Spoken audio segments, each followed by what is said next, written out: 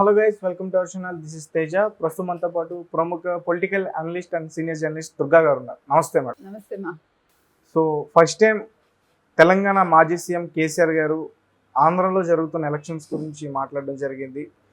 ఒక యాంకర్ అడిగిన ప్రశ్నకు, సార్ ఈసారి వచ్చే ఎలక్షన్స్ ఎవరు సీఎం అవుతున్నారంటే మళ్ళీ వచ్చేది జగన్మోహన్ రెడ్డి గారే రెండోసారి అని చెప్పేసి ఆయన చెప్పారు.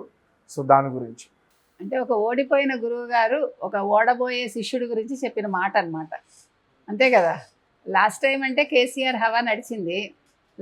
2019లో కేసీఆర్ గారు 1000 కోట్లు పంపించారు జగన్మోహన్ రెడ్డి గెలుపుకి అని మనం విన్నాము. సో ఈసారి ఇక్కడ అసలు ఈయనకే దిక్కు లేకుండా ఉంది. ఇప్పుడు లోక్సభ ఎన్నికల్లో ఆయనకి ఒక సీట్ అయినా వస్తుందా రాదా అనే ఒక సందేహంలో ఉంది ఎవరు, బీఆర్ఎస్ పార్టీ. ఎందుకంటే ఎప్పుడైతే బీఆర్ఎస్ అని మార్చాడో ఆయన దశ దిశ అంతా మారిపోయింది. ఆయనకి డిపాజిట్లు కూడా వస్తాయో రాదా అనే పరిస్థితుల్లో ఇప్పుడు ఉన్నారు. ఈయన పోయి మాట్లాడటం అనేది చాలా హాస్యాస్పదంగా ఉంది. ఎందుకంటే జగన్మోహన్ రెడ్డి అనే వ్యక్తి ఇంకా ఆ విధంగా చూసుకుంటే నిజంగానే కేసీఆర్ చాలా బెటర్గానే పాలించాడు మనం జగన్మోహన్ రెడ్డితో కంపేర్ చేసుకుంటే.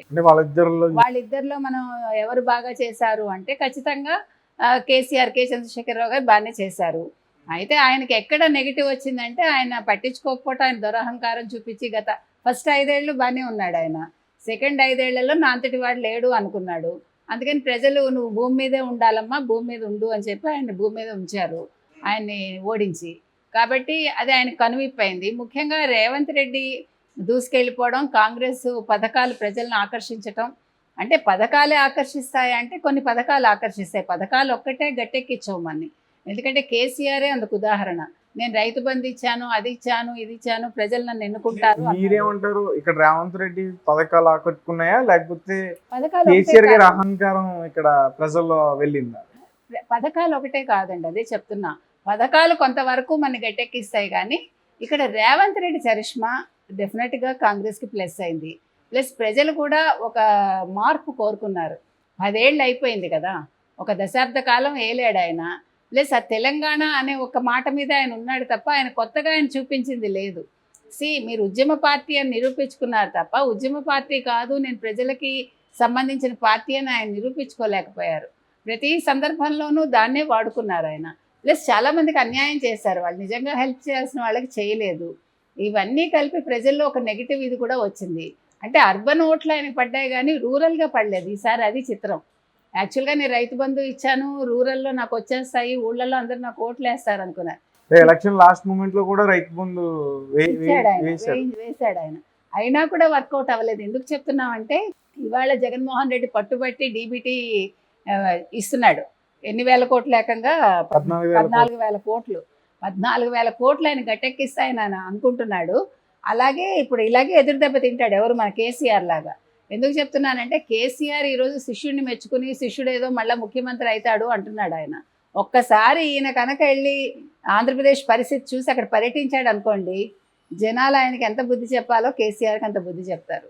ఎందుకు చెప్తున్నానంటే జగన్మోహన్ రెడ్డి ఓడిపోతాడు అని ఖచ్చితంగా ఇన్ని సర్వేలు చెప్పాక వీళ్ళందరూ కొత్త సర్వేలు చెప్తున్నారా? ఎవరి కేసీఆర్, మొన్న కేటీఆర్ కూడా అన్నట్టున్నాడు కదా జగన్ వస్తాడు అన్నట్టుగా. అంటే డైరెక్ట్గా చెప్పలేకపోయాడు, ఖచ్చితంగా కొంచెం ఇబ్బంది పడుతూ చెప్పాడు.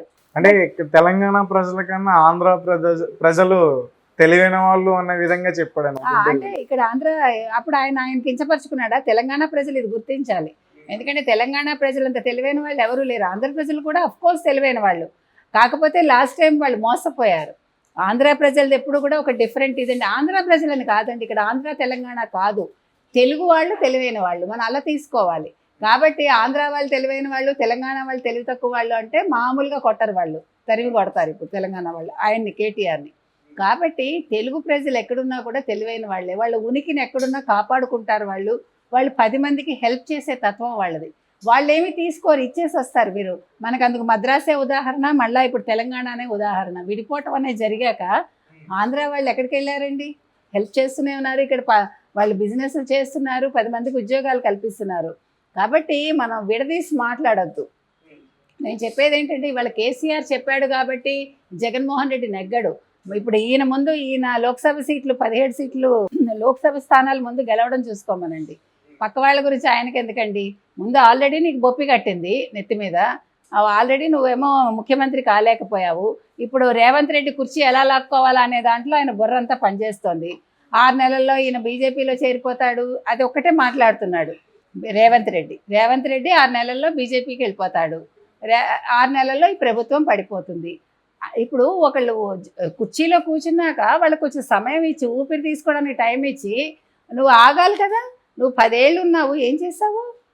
నువ్వు పోయి పక్క ముఖ్యమంత్రి గురించి నువ్వెందుకు మాట్లాడతావు? నువ్వు డబ్బులు పంపించావు, నీ పని అయిపోయింది. కానీ ఇద్దరు కూడా మేడం, ఆయన అక్కడ బస్సులోనే తిరుగుతున్నాడు, ఈయన కూడా అలాంటి మొన్న చెప్పుకున్నాం, మీకు గుర్తుంటే, ప్రతిదీ గురువుని ఫాలో అవుతాడు, ఈసారి బస్సు యాత్రకు మాత్రం శిష్యుని ఫాలో అయ్యాడు గురువు అని మనం చెప్పుకున్నాం మనం.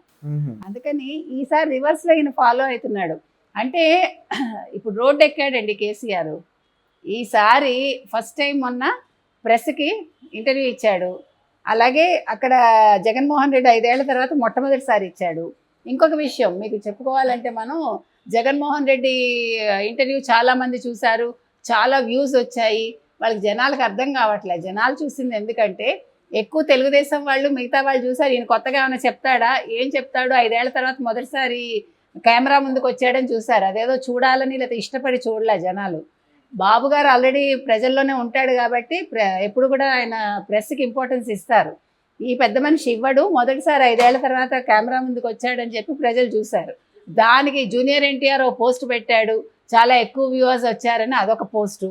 దాని మీదేమో జనాలు ఇంకా ఎవరు వైసీపీ వాళ్ళు ఓకే వీళ్ళే బాగా చూసేశారని. అసలు విషయం వాళ్ళకి అర్థం కావట్లే. అందుకని ఏదైనా తొందరపడి మాట్లాడకూడదు. అందులో ఉండే లోతుపాతులు తెలుసుకుని, నిజానిజాలు తెలుసుకుని మాట్లాడాలి. ఏదేమైనా ఇప్పుడు కేసీఆర్ చెప్పేశాడు కాబట్టి జగన్మోహన్ రెడ్డి రాడండి.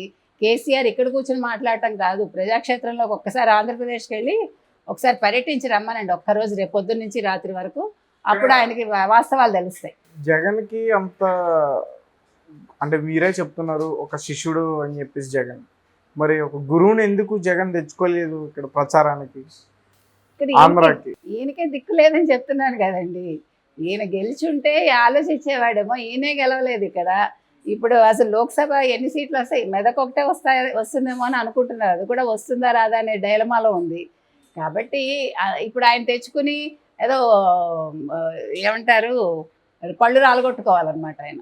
అంటే ఈయన కూడా బీఆర్ఎస్ పార్టీ నేషనల్ పార్టీగా ప్రకటించిన తర్వాత అక్కడ కూడా కొంతమంది ఇన్ఛార్జీలు పెట్టడం, ఇలాంటి ప్రయత్నాలు కూడా చేశారు కదా మేడం. అంటే నిజంగా చెప్పాలంటే కేసీఆర్కి అప్పట్లో కొంచెం ఆంధ్రాలో కూడా క్రేజ్ ఉండింది, మీకు గుర్తుంటే. నిజంగానే కేసీఆర్ కొత్తలో బాగున్నాడండి. తన నోటితోటే తెచ్చుకున్నాడు, తన నోటి దోలతోటి. అవసరానికి ఆంధ్రా వాళ్ళని హక్కును చేర్చుకుంటాడు, లేకపోతే తిట్టిపోస్తూ ఉంటాడు. అండ్ 2 నాలుకల ధోరణి అయింది. అందుకని అసలు ఆయన వచ్చిందే ఆంధ్రా వాళ్ళ ద్వారా. మీకు తెలుసు, నందమూరి తారక రామారావు గారు ఇవ్వబట్టే కదా. చంద్రబాబు నాయుడు గారు చేసిన తప్పిదాల్లో ఇంకో తప్పిదం ఏంటంటే, ఈయన డిప్యూటీ సీఎం ఇవ్వకపోవటం. దానివల్ల అలిగి బయటకు వచ్చి పార్టీ పెట్టుకున్నాడు.